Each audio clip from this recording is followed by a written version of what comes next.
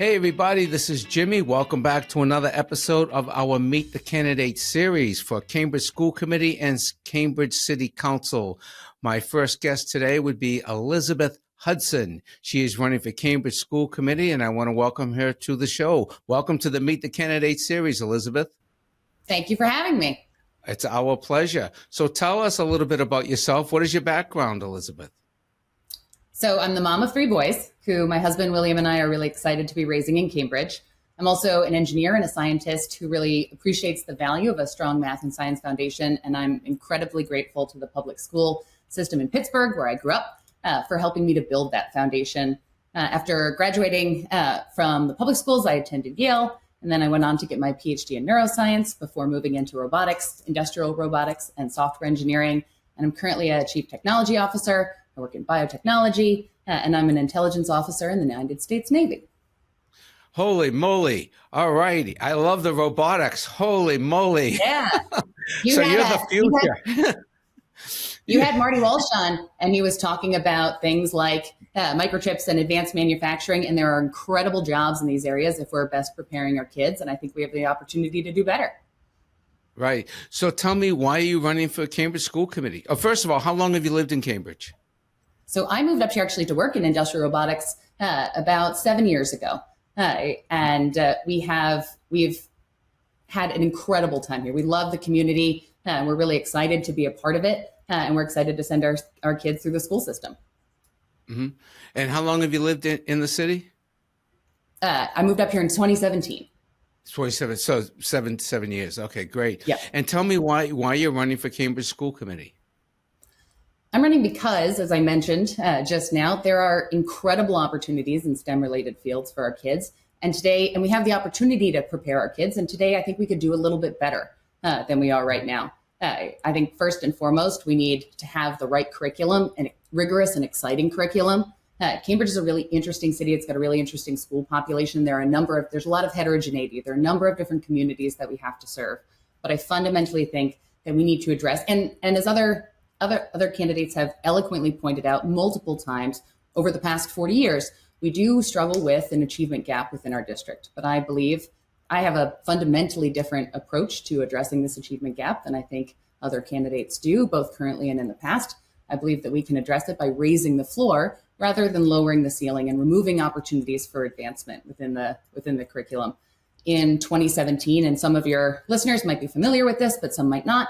In 2017, we removed algebra from what was called the advanced math pathway from the middle school curriculum. And fundamentally, I'm running to ensure that it's added back and to ensure that our kids who need more support in order to access those advanced classes, either because they learn at different times or they learn in different ways, get the support that they need. Right now, 53% of the students in our district are meeting or exceeding expectations in standardized testing on math. That's half, which means that 47% of our students, almost half, are not able to achieve in these areas. And I think that we're not serving them well. Mm-hmm. So how would you help to close that gap? I mean, even if they're offering the courses and the advanced courses, how do you close? What ideas do you have to close that achievement gap? Yeah. So rather than removing advanced options from the curriculum, I believe we should be giving our education professionals the time, the resources, and the support to allow them to teach most effectively. All of our kids are capable of accessing this content. We just need to marshal our resources in order to do that. In contrast, however, and many folks will know this, but again, some might not, our teachers are currently working without a contract. In part, there's a hang up on compensation. So we've offered our teachers a 2.5% annual pay raise when our superintendent gets 3.5. We spend twice as much as the average Massachusetts district every year, but we only pay our teachers 1% more than the average teacher salary. We're also adding administrative positions while we've reduced teaching positions. And some of that reduction was because we'd scaled up for COVID. But over the past 3 years, so if you look at fiscal year 21 and 24, we've added 17 new highly paid administrative positions, 17 more. We could double the number of math teachers in our district by adding 5 teaching positions.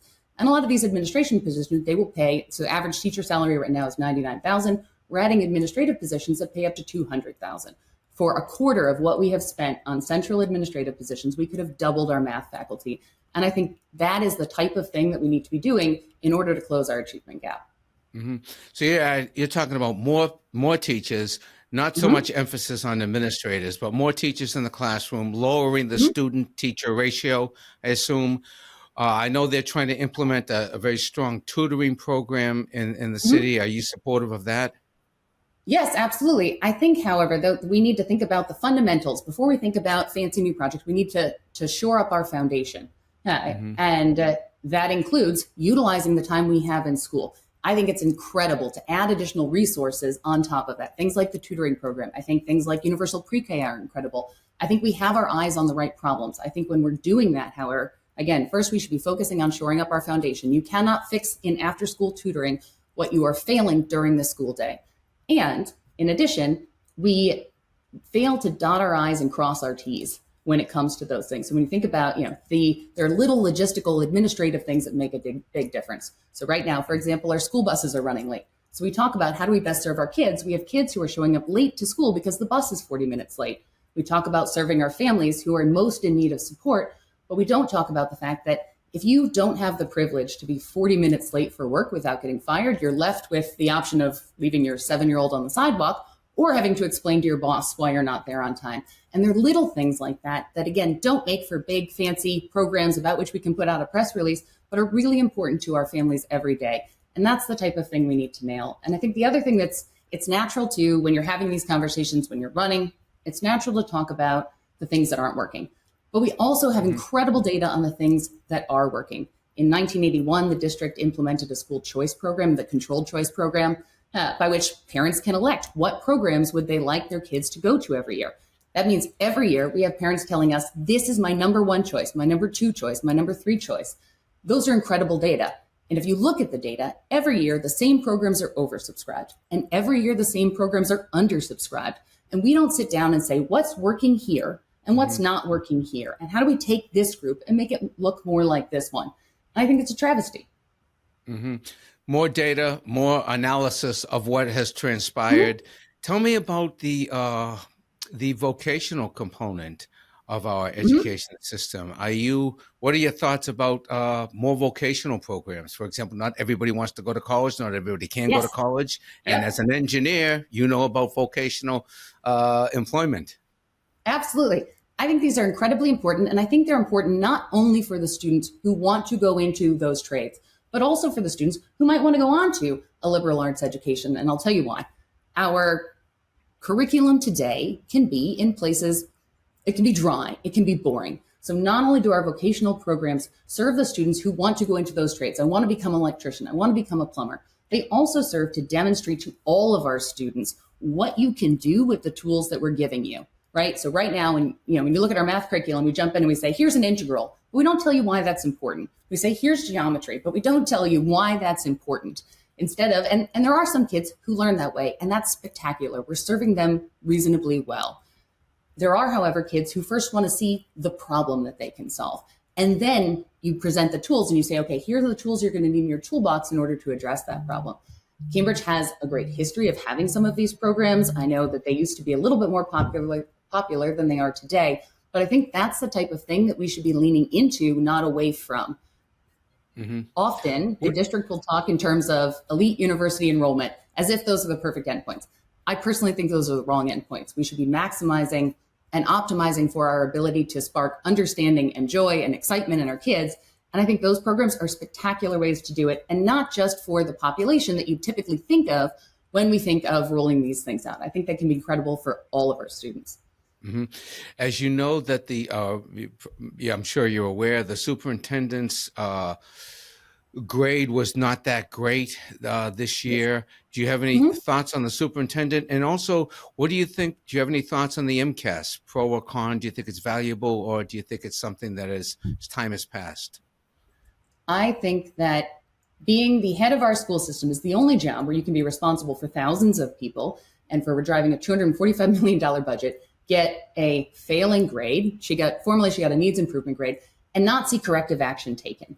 And I know that a lot of this happened behind the scenes. And the school committee, to be fair, only has really gross levers, right? You can hire and fire a superintendent, you can negotiate contracts. But the third thing that they have, the third tool in their toolbox that they have that I don't think that we utilize to the full extent of its potential today, is a platform, right? They can stand up and they can talk.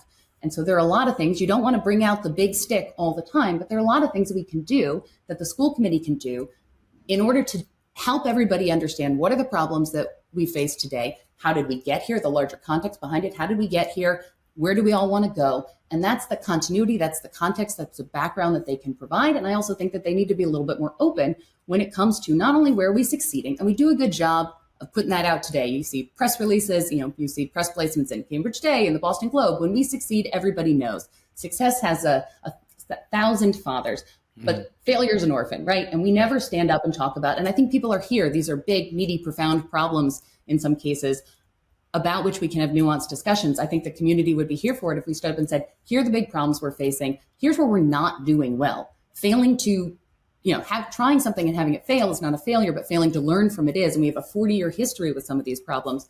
We should be zooming out and saying, here's what we've tried. Here's what has worked. Here's what hasn't. How can we get better by standing on the shoulders of that experience? In terms of MCAS.